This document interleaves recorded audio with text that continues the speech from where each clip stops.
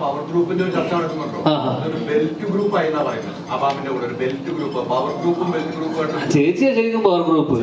ഇവിടെ എത്ര ആർട്ടിസ്റ്റിനെ കൊണ്ട് എത്തിയിട്ട് ഇത്രയും ആർട്ടിസ്റ്റുള്ള വരെ പടവന്റെ അടുത്ത കാലത്ത് 2020 മിനി 2020 അങ്ങനെ നോക്കും അല്ലേ? ഇനി ഇവിടെ വരാത്ത ഒരുപാട് പേരുണ്ട്. അജു, സൈജു ഏട്ടൻ, രമേശ് ഏട്ടൻ. അപ്പൊ ഇതൊരു 2020 എനിക്കൊന്ന് ബാബുരാജൻ ചേട്ടൻ. ഇത് ആ 2020 ശേഷമുള്ള അതർ 2020 ആണ്. അപ്പൊ ഇതിനേക്കാളും വലിയ ഗ്രൂപ്പ് എന്ന് പറയില്ല എന്നെ സംബന്ധിച്ച്. എന്നോട് ചോദിച്ചാൽ ഇതാണ് ഏറ്റവും വലിയ പവർ ഗ്രൂപ്പ്. ഇതേ കാണ്.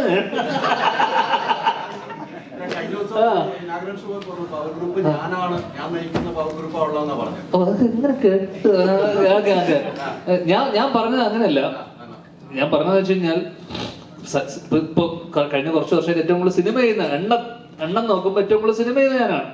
അങ്ങനെ നോക്കുമ്പോ ഇപ്പം ബാബുവേട്ടനെ പറ്റി, കാരണം ബാബുവേട്ടനെ പറ്റിയൊക്കെ കുറെ ഇത് വന്നല്ലോ. അപ്പൊ എന്ന് വെച്ചാൽ ഇവർ അവസരം ഇല്ലാതാക്കുന്നു എന്ന് പറയുന്നുണ്ടല്ലോ. അപ്പൊ ബാബുവേട്ടനൊക്കെ എന്റെ അറിവില് ഞാൻ വല്ലപ്പോഴും ബാബുവേട്ടനെ വിളിച്ചിട്ട് ബാബുവേട്ട നമ്മളൊരു പടമുണ്ട്, പരിപാടി ഉണ്ടെന്നുണ്ട് ബാബുവേട്ടൻ ഞാൻ വിളിച്ചിട്ട് നമ്മുടെ സിനിമകളിലൊക്കെ ഭാഗമാക്കാറുണ്ട്.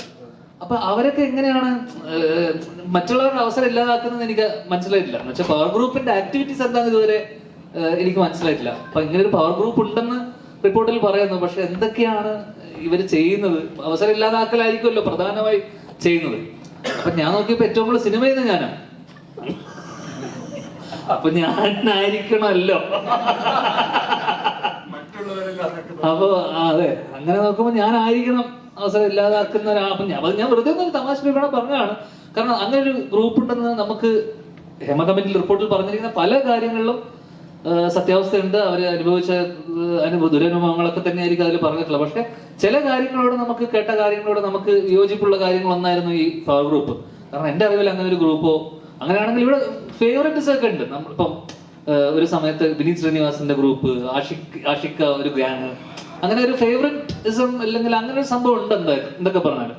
അല്ലാതെ അതിന്റെ മുകളിൽ ഒരു പവർ ഗ്രൂപ്പ് എന്ന് പറഞ്ഞൊരു സാധനമൊന്നും ഇത്രയും കാലം എന്റെ എനിക്ക് മനസ്സിലായ സംഭവം എന്ന് വെച്ചാൽ ഈ പവർ ഗ്രൂപ്പിൽ ചിലപ്പോൾ നമ്മളും ഉണ്ടാവാം. നമ്മൾ പോലും അറിയാതെ ചിലപ്പോൾ നമ്മൾ മറ്റുള്ളവരെ ഇപ്പൊ ഞാനും ധ്യാനം ഫ്രണ്ട്സാണ്. അപ്പൊ ഞാൻ പടം ചെയ്യുമ്പോ ധ്യാനം മതി, അപ്പൊ അവിടെ വേറൊരാളുടെ അവസരം പോകും. അപ്പൊ നമ്മൾ പരമാവധി എന്താന്ന് വെച്ചാല് കൺസിഡർ ചെയ്യും എല്ലാവരും. അത്രേ ഉള്ളൂ. അതിനപ്പുറം അതിനൊരു ഗ്രൂപ്പിസൊക്കെ നമ്മൾ ആദ്യമേ പറയുമല്ലോ. Belt, Trivandrum belt, Kochi belt, മറ്റേത് ബെൽറ്റ് എന്നൊക്കെ പറയണ പോലെ അത് ഇഷ്ടമുള്ള ആൾക്കാർ. ഇപ്പൊ നെപ്പോ കിഡ്സിനെ വെച്ചിട്ടാണ് ഏട്ടൻ വർഷങ്ങൾക്ക് ശേഷം ചെയ്തത്.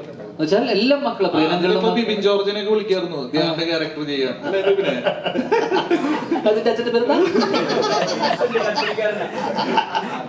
ഇല്ല കൂട്ടാൻ പറ്റില്ല. അപ്പൊ ഞാൻ പറഞ്ഞ ആ രീതിയിൽ വിനീത് ശ്രീനിവാസൻ പവർ ഗ്രൂപ്പിൽ അംഗമല്ലേ അങ്ങനെ പറഞ്ഞു വരുമ്പോ അല്ലേ? എന്ന് വെച്ചാൽ പുള്ളിയുടെ കുറച്ച് ആൾക്കാരെ വെച്ചിട്ട് ഗ്രൂപ്പിസ് എന്നും ഉണ്ടല്ലോ, അതെന്നും നിലനിൽക്കുന്ന എന്നാണ്. പക്ഷെ എനിക്ക് അപ്പോഴും മനസ്സിലാവാതെ പോയ ഒരു ടേം ഈ പവർ ഗ്രൂപ്പാണ്. എന്താണ് പവർ ഗ്രൂപ്പ് എന്ന് പറഞ്ഞ ഇതുകൊണ്ട് അവർ ഉദ്ദേശിച്ചതെന്ന് നമുക്ക് മനസ്സിലായിട്ടില്ല. അപ്പൊ അത് എനിക്ക് തോന്നുന്നു അവിടെ തന്നെയുള്ള പലരും പറഞ്ഞ കാര്യങ്ങളായിരിക്കും ഇങ്ങനെ ഒരു ഗ്രൂപ്പ് ഉണ്ടെന്നും. ഒരു പ്രാവശ്യം രാജിവെച്ചാണ് വീണ്ടും രാജിവെപ്പിക്കല്ലേ കമ്മിറ്റിയിലുണ്ടായിരുന്നല്ലേ? അത് നല്ലല്ലേ?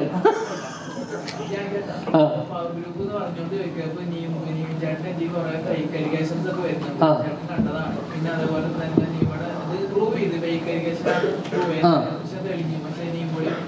വീണ്ടും കംപ്ലൈന്റ് കൊടുത്തിട്ടുള്ളത് സിനിമ ഇൻഡസ്ട്രിയിൽ തന്നെ ആരോ അതിനെ എതിർക്കുന്ന രീതിയിലാണ്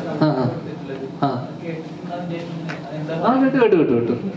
അല്ല, ആദ്യം കംപ്ലൈന്റ് കൊടുക്കേണ്ടത് മാനനഷ്ടത്തിന് ആ സ്ത്രീക്കെതിരെയാണ് കംപ്ലൈന്റ് കൊടുക്കേണ്ടത്. കാരണം അത്രയും ഇങ്ങനൊരു നിൽക്കുന്ന ഒരാളെ പറ്റി ഇങ്ങനൊരു അലിഗേഷൻ പറയുമ്പോൾ അവര് പറഞ്ഞത് തുടക്കം മുതലേ പരസ്പര വിരുദ്ധമായിട്ടുള്ള കാര്യമാണല്ലോ അവർ പറഞ്ഞത്. അതിനകത്ത് യാതൊരു അടിസ്ഥാനമില്ലെന്ന് അത് കേൾക്കുന്ന ഏതൊരാൾക്കും മനസ്സിലാവുന്ന കാര്യങ്ങളൊക്കെ തന്നെയുള്ളൂ. അപ്പൊ പിന്നെ ഇതായിട്ട് അനുബന്ധിച്ച് ചേട്ടൻ വന്നിട്ട് ആ ഡേറ്റിൽ നമ്മുടെ അവിടെ വർഷങ്ങൾക്ക് ശേഷം സിനിമയിലായിരുന്നു നിവിൻ ആ സമയത്ത് 14-15 തീയതികൾ. അപ്പം അതില് ഒരു കാരണം ഇപ്പൊ എന്താ സംഭവം എന്ന് വെച്ച് കഴിഞ്ഞാൽ ശരിക്കും ഇതുമായിട്ട് ബന്ധപ്പെട്ട് ശരിക്കും മോശം അനുഭവം ഉണ്ടായിട്ടുള്ള സ്ത്രീകളെ ഒക്കെ വരുമ്പോൾ ഇവരെ പോലത്തെ ആൾക്കാർ, ഫേക്ക് ആയിട്ടുള്ള ആൾക്കാർക്ക് ഒരു നമ്മൾ ഏത് വിശ്വസിക്കണം, ഏതാണ് ശരി ഏതാണ് തെറ്റെന്ന് പറയുന്ന പോലത്തെ ഇപ്പൊ കുറെ എല്ലാവരും ശരിയാണെന്ന് പറയാൻ പറ്റില്ലല്ലോ. അപ്പം അങ്ങനെ ഒരു കൺഫ്യൂഷൻ വരും ആൾക്കാർക്കും എല്ലാവർക്കും. കാരണം ഇന്ന് ഏതെങ്കിലും ഒരു കുട്ടി എനിക്കിങ്ങനെ ഒരു അനുഭവം ഉണ്ടായെന്ന് പറഞ്ഞാൽ ഉടനെ കേസ് എടുക്കേണ്ട ഒരു സാഹചര്യമുണ്ട്. കാരണം ആര് പറഞ്ഞാലും നെക്സ്റ്റ് സെക്കൻഡ് പ്രതിയാക്കുകയാണ്. അപ്പം അതോടൊപ്പം തന്നെ ഇതിനൊക്കെ കൃത്യമായ തെളിവില്ലെങ്കിൽ ഇതൊന്നും നിലനിൽക്കില്ല. അപ്പം ഇതിനോടൊപ്പം തന്നെ സോളിഡ് ആയിട്ടുള്ള എവിഡൻസും ഉണ്ടാവണം ഇതൊക്കെ പ്രൂവ് ചെയ്യാൻ പറ്റുന്നത്. അപ്പം അത് എനിക്ക് തോന്നുന്നു ഇവൻ്റെത് എനിക്ക് തോന്നുന്നു അത് അങ്ങനെ തള്ളിപ്പോയി. അത് കൃത്യമായിട്ട് ആൾക്കാർക്കും കേൾക്കുന്നവർക്കും എനിക്ക് തോന്നുന്നു പോലീസുകാർക്കൊക്കെ മനസ്സിലായിട്ടുണ്ടാവണം ഇതിനോട്. നമ്മളെല്ലാരും വളർന്നു റഹ്മാൻകാട് ഇപ്പോൾ വീണ്ടും മലയാള സിനിമയിലേക്ക് കൊണ്ടുവന്നിരിക്കുകയാണ്. അപ്പോ എങ്ങനെ ഉണ്ടായിരുന്നു റഹ്മാൻകാട്? മൊത്തത്തിൽ നേരത്തെ പറഞ്ഞെങ്കിലും ഈ സിനിമയിൽ അഭിനയ സമയത്തും നിങ്ങൾ വെറുതെ ഇരിക്കുന്ന സമയത്ത് റഹ്മാൻക്കായിട്ടുള്ള ഒരു കോമ്പോ എങ്ങനെയായിരുന്നു? അതിനപ്പുറം എന്ന് വെച്ച് കഴിഞ്ഞാൽ ഇത്രയും റഹ്മാനിക്ക് ഇത്രയും ബ്രേക്ക് എടുത്താണോ എനിക്ക് ചോദിക്കണമെന്ന്. ഇത്രയും ഗ്യാപ്പ് എടുത്തതാണോ മലയാള സിനിമ, അല്ലെങ്കിൽ ആണല്ലേ മനഃപൂർവ്വം എടുത്ത ഗ്യാപ്പാണല്ലേ? കാരണം ഇക്ക ഹ്യൂമർ ചെയ്യുന്നത് എനിക്ക് തോന്നുന്നു കുറച്ച് കാലത്തിന് ശേഷം ഹ്യൂമർ ചെയ്യുന്നത്. അപ്പൊ എനിക്ക് തോന്നുന്നു ഇക്ക ഹ്യൂമർ ചെയ്യുന്നത് കാണാൻ, അല്ലെങ്കിൽ അത് കാണാൻ വേറൊരു അഴകുണ്ടായിരുന്നു അല്ലെ? അതിന്റെ ഒരു സാധനം ഇതിനകത്ത് കാണും എന്തായാലും ഡെഫിനറ്റ് ആയിട്ടും. പിന്നെ ഏറ്റവും നമ്മളെ ഇതാക്കുന്നത് എന്ന് വെച്ച് കഴിഞ്ഞാൽ അപ്പൊ ട്രെയിലർ കണ്ട ആൾക്കാരൊക്കെ പറയുന്നത് വെച്ചാൽ മമ്മൂക്കയാണ്. അപ്പോ ഏജന്റ് റിവേഴ്സ് ഗിയർ എന്നൊക്കെ പറഞ്ഞ പോലെ നമുക്ക് എടുത്തു പറയാവുന്ന ഇത്രയും സുന്ദരനായ നായകൻ എന്താ പറയണ്ടേ മമ്മൂക്കയ്ക്ക് ശേഷം, അല്ലെങ്കിൽ മമ്മൂക്കയോടൊപ്പം തന്നെ നമ്മള് സ്ക്രീനിൽ കണ്ടപ്പോൾ എനിക്ക് പല സീക്വൻസിലും ട്രെയിലറൊക്കെ കണ്ടപ്പോൾ മമ്മൂക്കനെ ഓർമ്മ വന്നു. അല്ലെ മമ്മൂക്കനെ സ്ക്രീനിൽ കാണുന്ന പോലെ ഒരു പ്രസൻസും അല്ലെങ്കിൽ ഇമ്പാക്ട് നമുക്ക് പല ട്രെയിലറിന്റെ പല മൊമെന്റിലും. കാരണം ഞാൻ ഉള്ള സീനുകളിലൊക്കെ അല്ലാതെ ബാക്കിയുള്ള സാധനങ്ങളൊക്കെ കണ്ടപ്പോൾ ശരിക്കും മമ്മൂക്കനെ സ്ക്രീനിൽ കാണുന്ന ഒരു ഫീൽ ഉണ്ടായിരുന്നു. സ്വന്തം പടങ്ങളെ കുറിച്ച് ഓവർ ഷൂട്ട് ചെയ്ത പ്രേക്ഷകരുള്ള കാര്യം ഉള്ള പോലെ പറയുന്ന ഒരു ആക്ടറാണ്. ബാഡ് ബോയ്സിനെ കുറിച്ച് ഉള്ള പോലെ പ്രേക്ഷകർ പറയാനൊക്കെ ഇല്ല ഞാൻ 4-5 ദിവസമേ ഉള്ളൂ ഞാൻ. പിന്നെ ഫെസ്റ്റിവൽ വരുന്ന സമയത്ത് സ്വാഭാവികമായിട്ടും ക്ലാഷ് ഉണ്ട്. നമ്മള് കഴിഞ്ഞ വിഷു നമ്മൾ തൂക്കിയില്ല, അതുകൊണ്ട് ഈ ഓണം നമ്മൾ തൂക്കില്ലല്ലോ, അത് വിട്ടു. എല്ലാ തവണ നമ്മൾ വിട്ടുകൊടുക്കില്ല. കാരണം കഴിഞ്ഞ തവണ പരിപാടി നമ്മള് കുറച്ച് നാടകം, നമ്മള് കുറച്ച് ഇമോഷണൽ സൈഡ് ആയിരുന്നു. പക്ഷെ ഇത്തവണ നമ്മൾ അതല്ല. ഇത്തവണ നമ്മള് കട്ട കമേഴ്ഷ്യൽ ഇതാണ്. അതിന്റെ കൂടെ നാടകം ത്രില്ലറൊന്നും വരണ്ട, അതൊക്കെ സൈഡായിക്കോളും കുറച്ച് 3 ദിവസം കഴിയും. പക്ഷെ അപ്പോഴും കൂടെയുള്ള പടങ്ങള് ഒന്ന് അടുത്ത സുഹൃത്തായ ലിസ്റ്റിൻ സ്റ്റീഫന്റെ പടം, ആ വീക്കെൻഡിന്റെ അടുത്ത പടത്തില് ഞാനാണ് നായകൻ. അതുകൊണ്ട് തന്നെ എല്ലാവരും നമ്മുടെ സിനിമ മാത്രമല്ല ഏറമും കിഷ്കിന്ധാകാന്ഡം, അതോടൊപ്പം തന്നെ കൊണ്ടൽ, ഗാങ്സ് ഓഫ് സുകുമാര ഗ്രൂപ്പ്, മാധവന്റെ ഫസ്റ്റ് പടം, ഡെബ്യൂ പടം. അതുകൊണ്ട് എടുത്ത് പറയണം, നിങ്ങളൊക്കെ പറയണം. അതിന് സുരേഷങ്ങളുടെ മകന്റെ ഫസ്റ്റ് പടമാണ് കുമ്മാട്ടിക്കളി. ഇത്രയും സിനിമകളുണ്ട്. അപ്പം ഡെഫിനറ്റ്ലി ഫെസ്റ്റിവൽ ആകുമ്പോൾ എല്ലാ സിനിമകൾക്കും സ്പേസ് ഉണ്ട്, എല്ലാ സിനിമകൾക്കും അതിൻ്റെതായിട്ടുള്ള സിഗ്നിഫിക്കൻസ് ഉണ്ട്. കാരണം നമ്മളൊക്കെ ഒരു കാലത്ത് ഒരു സിനിമ കഴിഞ്ഞ ഓണത്തിനൊക്കെ ഒരു സിനിമ കഴിഞ്ഞ അടുത്ത സിനിമയ്ക്ക് പോയി 2-3 സിനിമകൾ കണ്ടിരുന്ന സമയമുണ്ട്. അപ്പം അതേപോലെ ഈ ഹേമ പ്രശ്നങ്ങളൊക്കെ ഒന്ന് തണുത്ത് നിൽപ്പുണ്ട്. അപ്പൊ അത് കഴിഞ്ഞിട്ട് നല്ലൊരു ഓണക്കാലം അത് സിനിമയ്ക്ക് എല്ലാ രീതിയിലും ഗുണം ചെയ്യട്ടെ എന്ന് ആശംസിക്കുന്നു. എല്ലാ സിനിമകളും ഓടട്ടെ എന്ന് ആശംസിക്കുന്നു. ട്രെയിലറിൽ പറയുന്നുണ്ട് ഇവരെക്കാട്ടിലും വലിയൊരു ബാഡ് ബോയ് ആണ് ഞാൻ. ആ ഒരു ബാഡ് ബോയ് ക്യാരക്ടർ പിടിക്കാൻ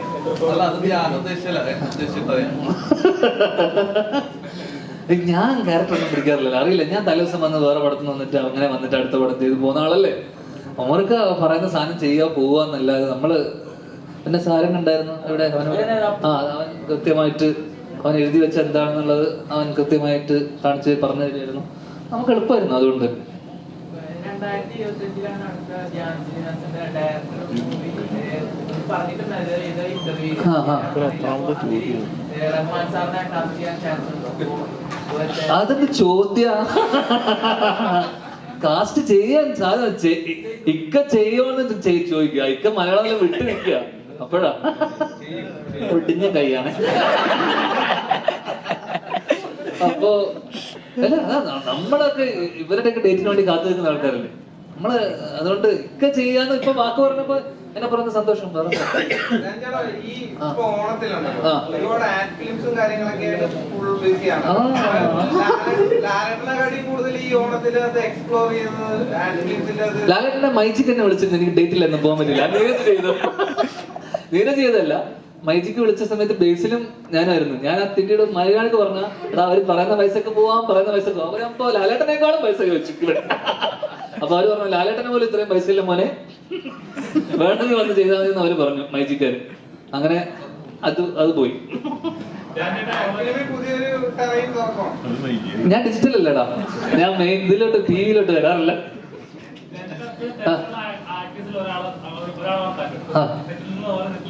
പ്ലസ് പരസ്യം ഇനോഗ്രേഷൻ കട്ട് ചെയ്ത് കണ്ടിട്ടില്ല. ഇത് ഇങ്ങനെ കട്ട് ചെയ്ത് വേദന എടുക്കും. അതെ അതെ അതെ അതെ അതെ.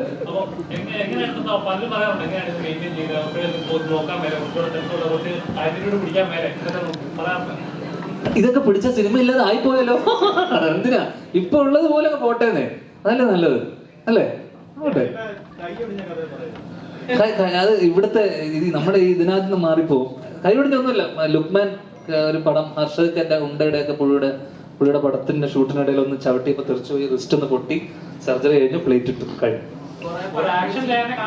ഏതാ സോഫി ചേച്ചിയുടെ പടം ചെറിയൊരു ആക്ഷൻ ഉണ്ട്. പിന്നെ അതിനെ ഫോളോ ചെയ്യുന്ന 1-2 പടങ്ങളൊക്കെ ചെറുങ്ങനെ.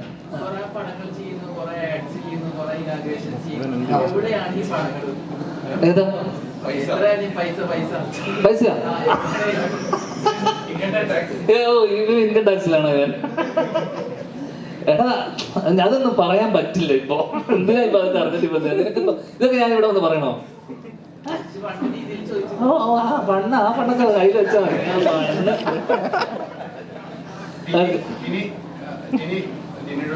ആ കോമഡിക്ക് ടൈമായി. സീരിയസ് തന്നെയാണ്. ഇന്ന് ഒരു വലിയ വാർത്ത വന്നു. താങ്കൾ അമ്മ സംഘടനയുള്ള ആളാണ്. അപ്പൊ പൂർണ്ണമായിട്ടും എല്ലാവരും രാജിവെച്ച സംഭവത്തിൽ നിൽക്കുകയാണ്. ഇന്ന് ബി ഉണ്ണികൃഷ്ണൻ ഒരു സംഭവം പറഞ്ഞിരിക്കുന്നു. താരസംഘടനയിൽ 20 പേര് ബി ഉണ്ണികൃഷ്ണൻ സമീപിച്ച് ഒരു ട്രേഡ് യൂണിയൻ ഉണ്ടാക്കണമെന്ന് ആവശ്യപ്പെട്ടെന്ന് പറഞ്ഞു. അതുമായിട്ട് എന്തെങ്കിലും ബന്ധപ്പെട്ട് നിങ്ങൾ എന്തെങ്കിലും ചർച്ച നടത്തിയിരുന്നോ? അതേക്കുറിച്ച് എന്തെങ്കിലും അറിയും? എനിക്കിപ്പോ ഇവിടെ ഇരിക്കുന്ന 20 പേരെ കുറിച്ച് മാത്രമേ അറിയാൻ പാടുള്ളൂ. വേറെ ആൾക്കാരെ കുറിച്ച് ഒന്നും അറിയില്ല, വേറെ ഒന്നും അറിഞ്ഞിട്ടില്ല. നമ്മുടെ വേറെ കമ്മ്യൂണിക്കേഷൻ ഉണ്ട്, എനിക്കറിയില്ല. ഈ 20 പേരെ കുറിച്ച് ഞാൻ പറയാം. നിങ്ങൾ അങ്ങനെ ഒരു ചർച്ച നടത്തിയിട്ടില്ല അല്ലെ? ഹൈദരാലിക്ക് വേറെ പണിയില്ല. നമുക്ക് ബാഡ് ബോയ്സിനെ കുറിച്ച് സംസാരിക്കും. അല്ല ഇതിനകത്ത് ഹൈദരാലി അഭിനയിച്ചിട്ടുണ്ട്. അത് അറിഞ്ഞോ? പറഞ്ഞോ? പറഞ്ഞല്ലേ? ഹൈദരാലി ഇത്തിരി അകന്നിരിക്കുന്ന അവിടെ വന്നിട്ട് ഇങ്ങനത്തെ ചോദ്യം. ഒരു കസേര ഇട്ടിട്ട് അവിടെ ഇരിക്കാന്നുള്ളതാണ്.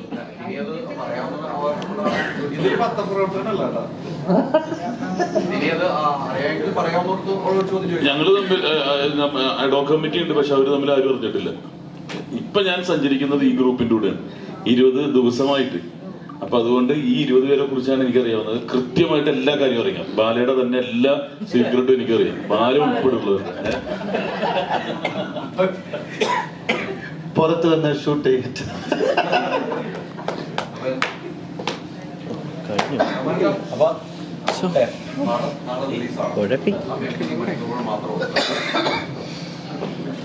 ചോദ്യങ്ങൾ കഴിഞ്ഞെന്ന് വിശ്വസിക്കുന്നു. അപ്പോൾ നാളെ സെപ്റ്റംബർ 13-ാം തീയതി ബാഡ് ബോയ്സ് റിലീസ്